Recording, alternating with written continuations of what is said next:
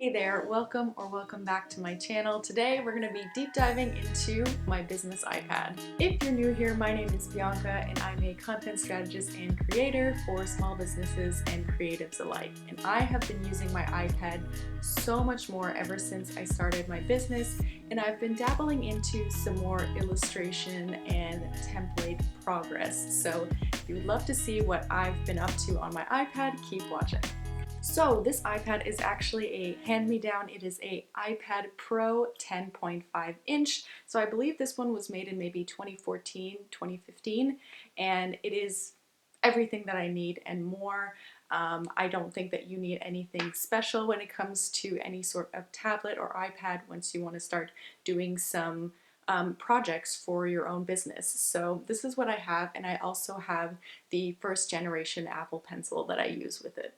This is what the front page looks like. Once I go into my lock screen, I don't have anything too crazy, too fancy. I always like to put little designs or quotes in the backgrounds.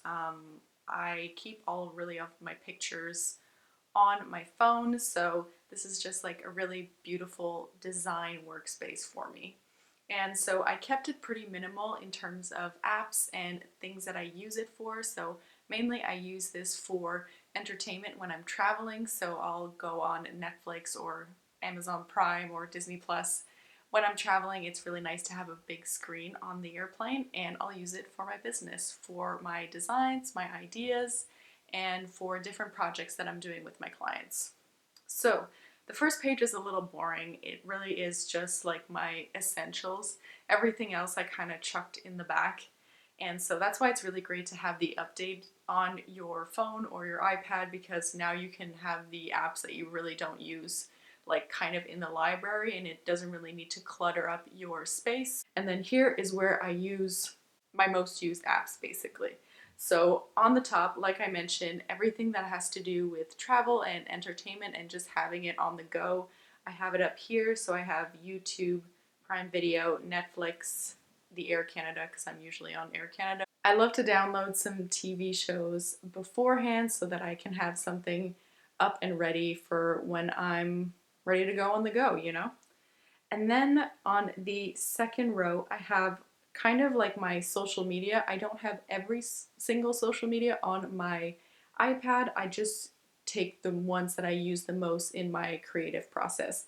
So I have LinkedIn, I have Instagram, and I have Pinterest. My iPad is where I put all of my clients' Instagram, just because you can only have a certain amount of accounts on your device. So I'll have my accounts on my phone, and then I'll have my client's account on my Instagram.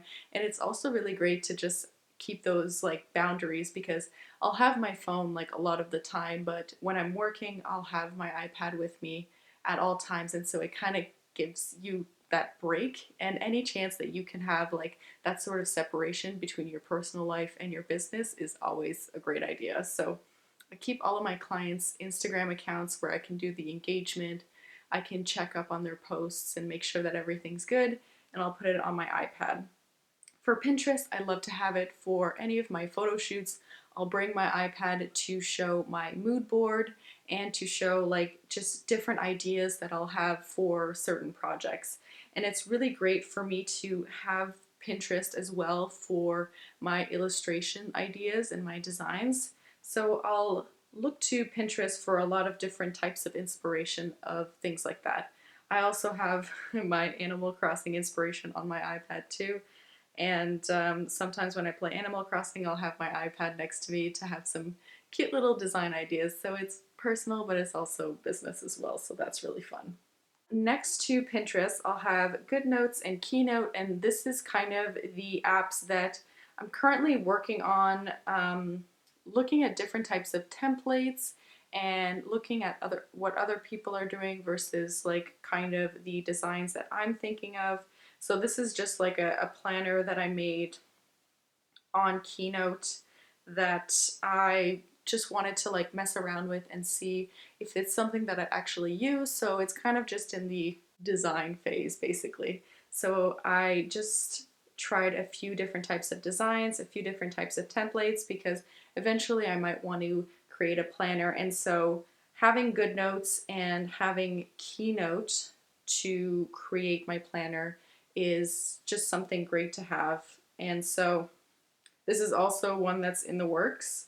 And I'm just, trying things out. I also want to make sure that it's something that people actually use. So those are the two apps that I use to create the templates that hopefully will come out sometime this year.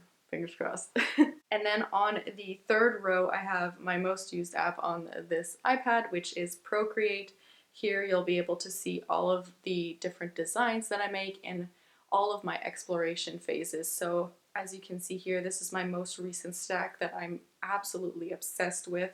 And I really like the way the style looks. I really like the way that the overall aesthetic is looking. So I'm hoping to make some sort of freebie. And you're getting a sneak peek right here at a beautiful little freebie to help you do maybe like some Instagram highlight covers, something that could be really fun for your, your stickers, your templates, or that sort of thing. So I'm trying to play around with different types of designs, and so this is my stack for the freebie that I'm currently in the process of making. So that's really fun.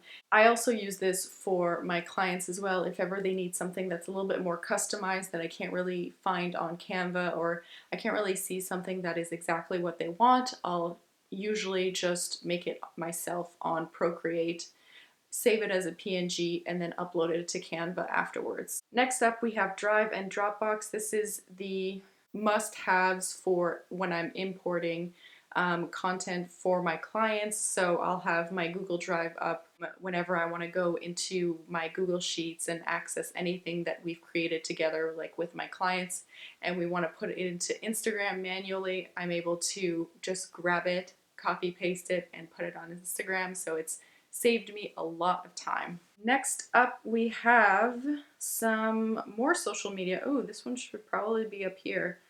I actually do have TikTok now, and I'm pretty excited about it. I know that some of my clients maybe want to dabble in TikTok at some point, so I do also have TikTok on my iPad. Next up, I have the Wall Street Journal. I recently started a subscription to the Wall Street Journal because I found that reading some articles has really helped with my inspiration in terms of content ideas, especially for some of my clients who are working with a lot of women from a lot of different walks of life.